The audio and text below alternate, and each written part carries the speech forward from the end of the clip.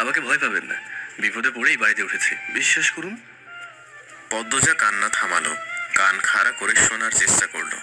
দরজার ওপাশ থেকে আমির নামের মানুষটা বলছে, দরজা খুলুন, বিশ্বাস করুন আমাকে, আমি আপনার সাথে কোনো সুযোগ নিতে আসিনি, প্লিজ ভয় পাবেন না।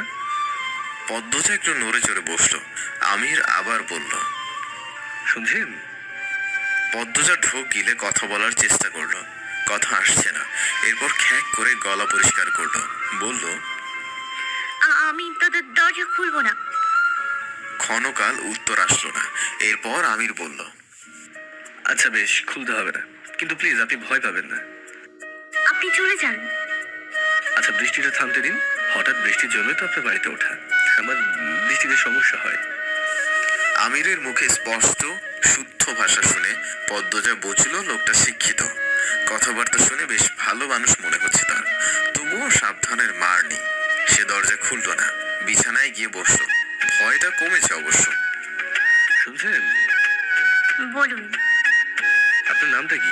ডাকনামটা বলুন। পদ্মজা। সুন্দর নাম, আমার নাম জিজ্ঞাসা করবেন না? জানি।